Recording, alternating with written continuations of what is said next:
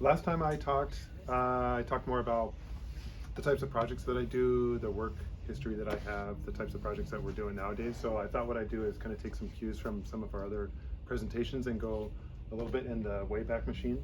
Paul will laugh because I was born in 1980. So when you were already starting in 75, I'm gonna play humble. I always like to start with a joke. I refuse to make my own sandwich. I rely on subcontractors. Here's a little bit of background. So this is my family. This is my wife, Analia, and our two kids, Sebastian and Olivia. We're swimmers, if you can't tell. So my wife swam in, as a child, high school, college. She still swims now. She's in the master's program. I swam as a kid and in high school, and it's great. They love it. We try to get them to meets as much as we can, and we try not to pressure them too much because we see a lot of pressure on the teams. They are on a club team. They do swim year round, even when it's cold outside, like it is right now. So more power to them. I swam in the summer. Next one, please. So I started basically not wanting to be an architect, not wanting to be a designer. This is what I wanted to, and I don't mean just play with toys. I wanted to fly for a living. That was my goal. Ever since I was a child, that was my childhood dream. I was gonna grow up, I was gonna be an airline pilot, 100%. There was nothing that was gonna stop me. There was nothing that was gonna change my mind. I used to watch Wings, if you guys ever remember that show. Yeah, oh man, I love that. I can tell you all about that airplane. Yes. And then I also used to watch the other show also called Wings, but that was on Discovery Channel. I love that stuff. I did play a lot with Legos when I was a kid. And I would play with, this was before even, City existed. My son plays with those now all the time. And then as I got older, I just kept playing with Legos. I just have Lego architecture stuff. People in my previous life when I was working already as a designer, already as a site planner, people would buy me Legos and they would buy me Lego architecture, and it got to a point where I had my entire office was just all Lego models, Lego architecture models.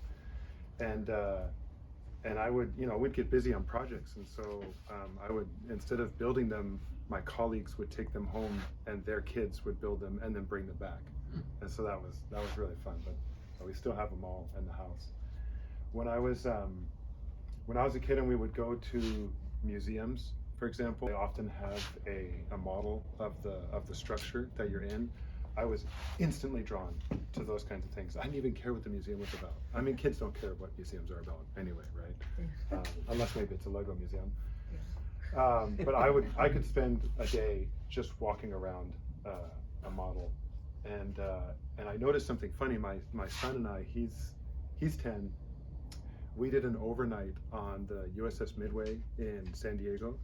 And there is a scale model of the aircraft carrier in the, on board. And he also, just like a fly, just like was completely drawn to it. And I was like, oh, maybe there's some DNA to that. I don't know. Yeah. So anyway, quick story. I was really into aviation. I didn't want to do anything else. And then as I got older, I started working at Orange County Airport, and I was taking flying lessons. And I used to work at one of the pilot stores there, and the guys would come in, guys and gals, the airline pilots would come in, they'd buy their charts, and they'd buy, their equipment, everything that they need to refresh all the navigation charts and stuff. And I would talk to them, as much as I could without being a pain in the you-know-what. And the resounding message I got from them was, don't do it. Don't do it. And I was like, how can you say that? Yeah. But basically, unfortunately, and I'll tell why. Unfortunately, what I've come to find out, and I don't mean to knock that profession, I would still probably love to do that, but I'm glad I don't, is that one guy came in and he said, if you want to get divorced and you want to not see your kids, then this is the right profession for you. Mm-hmm. Or if you want to not get married and not have a family, then this is the right profession for you. And he talked about deregulation in the 1970s, and I didn't know what any of that was, right? Because I wasn't from that era and hadn't learned enough about that era. And so I did kind of veer away from it, and I decided that I did want to have a family. I did want to have kids one day. I did want to be at home. And so I did veer away from that. And actually now looking back, I'm glad I did. And I think, like I said, I respect that position. one of my best buddies from when I was a kid, he and I paralleled. He went on and he went into the U.S. Air Force. He flies for United. He is once or twice divorced, and he's always away from home. So, you know. I was really inspired as a kid from travel. I think I may have said last time I was up here, I was born in the UK. You may or may not be able to tell from my accent. Some people tell me it's a little bit odd. I was born in the UK. I moved to the US, or we moved to the US and moved with my family when I was 1.5 years. So I grew up here. I feel full-blooded American. I have my citizenship. I would fight for this country. But while we were going back home, as we would always call it, you know, we were blessed with the opportunity to go see some other wonderful places.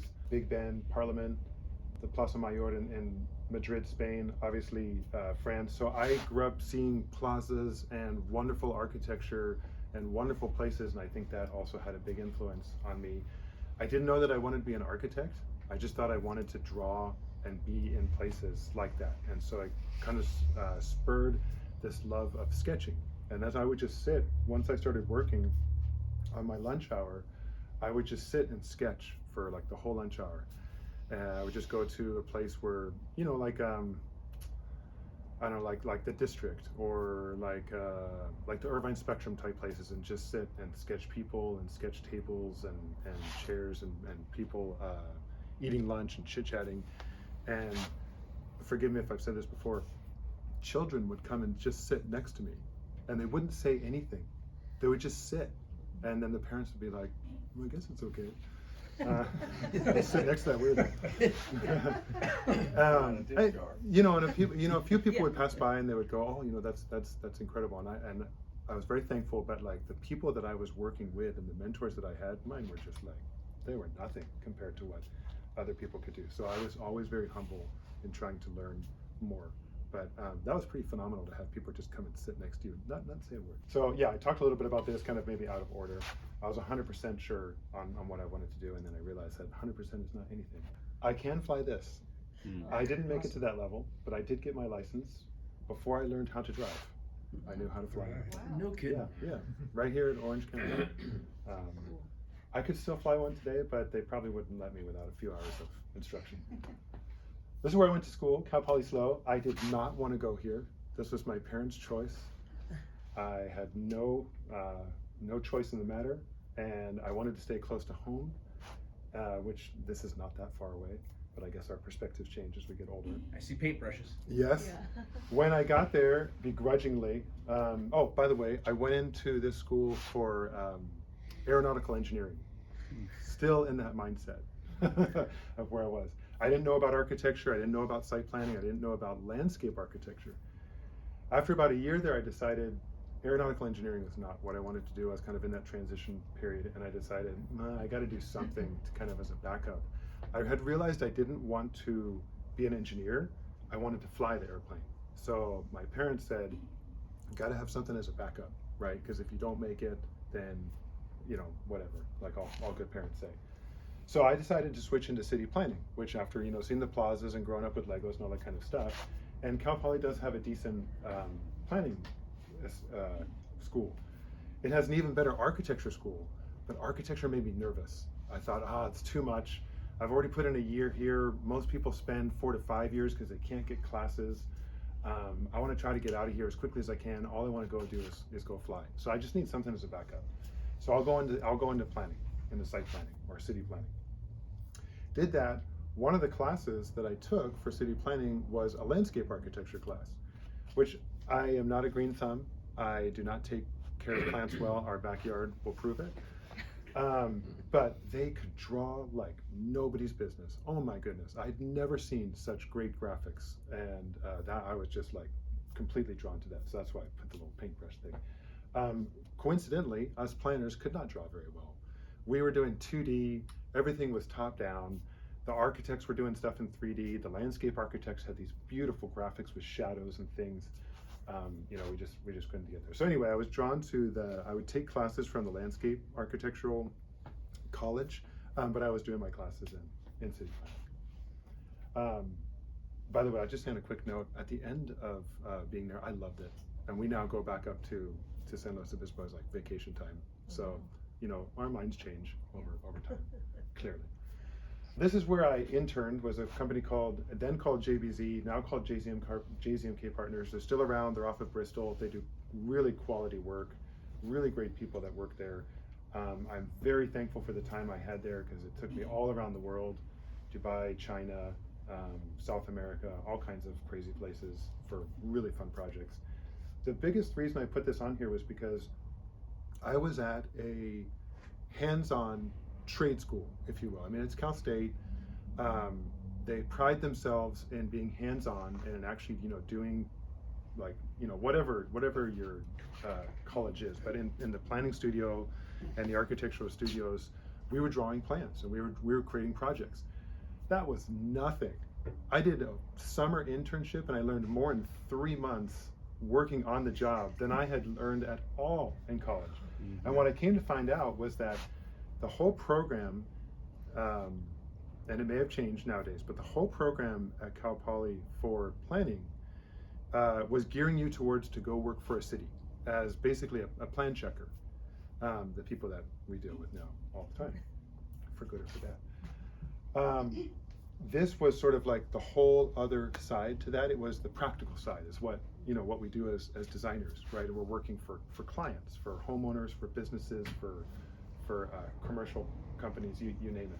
So I had to really learn like the real stuff. So Photoshop, InDesign, AutoCAD, actually drafting. I didn't take drafting in high school. I know you had mentioned that you did. So I didn't know any of that, and it was phenomenal. I went back to school, and all of a sudden I felt like I had, you know, taken a light years leap ahead of my peers. The only thing I didn't really work on was actual physical modeling, but boy, it was fantastic. And so as soon as I got out of school, I went right back. I was lucky enough that they would have me back. They hired me on the spot. I negotiated my salary. That was a big deal. I was really nervous to do that. I think I got like an extra $2 an hour or something like that. But that was a lot of fun. So a really, really great place to have cut my teeth. I worked there probably for about 10 years. Then I worked for another company that was very similar. And then after that, I launched it on my own. So one of the things that we would do at that company and the other one was we would do these design charrettes. Charrette being, Pierre would know better, but they would tell us like a small wheel or like a small cart. The purpose of the charrette was to get all of the stakeholders in a room that might have an influence on a project, get all those ideas together and get all the different disciplines together so that when the project started, it started off on the right foot. So for example, you guys know the Laguna Hills Mall? Yeah. That now they're tearing it down, yeah, right, and they're rebuilding. So I got to participate in a 3-day, I think it was, this what those kinds of things would run, a 3-day design charrette. So we had the owners of the mall, members from the city council and planning department, other architects, landscape architects, builders, economists, accountants, basically in all the different facets that would go into a project. And we would all meet and talk and argue, and then I would just sit there and illustrate. So while people were talking and generating ideas, I would just draw. And a lot of times I wasn't really designing so much as I was putting their words into pictures. And I thought that was fantastic. And then people liked it. So that was, you know, that was good for the ego, right? But it was really great to help. And then I would get invited to more of these things. So like specifically, my company was kind of like, why are you, okay. So I got to do these internationally. I did them for projects. Does anybody know the lab? Yeah, okay, so, right. Yeah. So I do, well, I should say I did a lot of work for the lab. You know, their project is like the packing house or the anti-mall and the other ones. They love this stuff and they are phenomenal at it. And they are really great too at like getting in artists, right, and people that are much more creative than I am, and they love renderings. And I would, you know, as opposed to doing the full like photorealistic, like you saw last time, I do a lot of the hand drawn, like the sketch ones, right, sort of at the outset of a project. And so that's what we do. Actually, this is a place for the lab holdings called the Plant. And you know, they're phenomenal at taking old dilapidated buildings and warehouses and stuff and converting them into really, really cool spaces. So this one is actually a project in Morocco, sir. We worked in outside of Tangier, and it was a company called Imar, and they were trying to revamp some certain places. So the whole idea behind this was a souk, or a bazaar, right? And I did it on the yellow onion paper because it's kind of deserty. I thought that was a cool feature. But yeah, we just create that kind of live in a meeting. That might be it, I think. Yeah, so that's a little background on me. Any questions? Wow. How'd you switch to residential?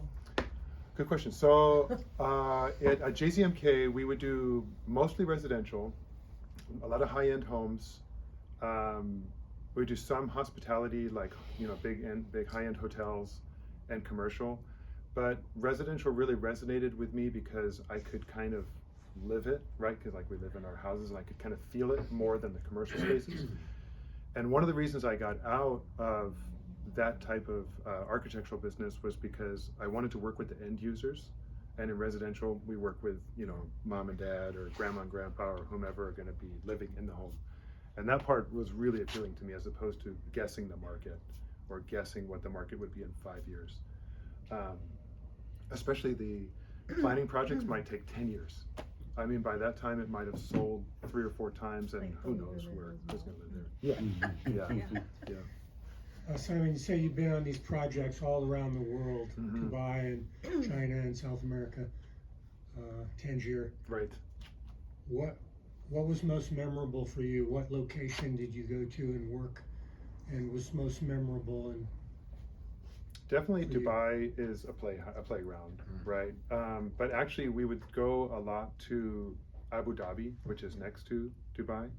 I just love to say that, the name of the city. That was probably the most memorable because I spent more time there than anywhere else.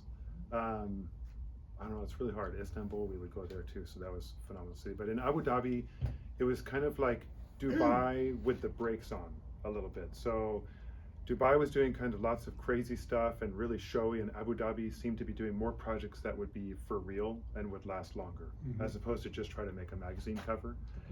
And yeah, the palm deer, this close, yeah. So I like that, but actually the number one memorable thing was the people that I would meet, because they would bring in architects and others from all around the world. And so I got to work with folks from Australia, folks from, I remember one guy specifically, and he's from Rhodesia. And that's what he said, right? Modern day Zimbabwe. And I had to go to the map. And be like, And so you would just meet people from all around the world that had you know, their background and they had their expertise, and they could do things that I can't do, and they would talk about things that I have no idea. We would work with architects and planners from London, and I worked with a really great group out of London that, if you've ever been down to the Spectrum, one of the buildings says WATNG. It's a very well-known architecture and landscape architecture firm for big high-end hotels and resorts, and they're like, come to London, come work with us, and I didn't go. We were in the middle of some other stuff, so I didn't go, but that would have been pretty cool too. So anyway, just that getting to work with other people that had been you know, in the same industry but from different parts. Sure sounds exciting. It was very exciting. Yeah, yeah. Not nearly as exciting as tract housing. Yes. I mean, just, come on.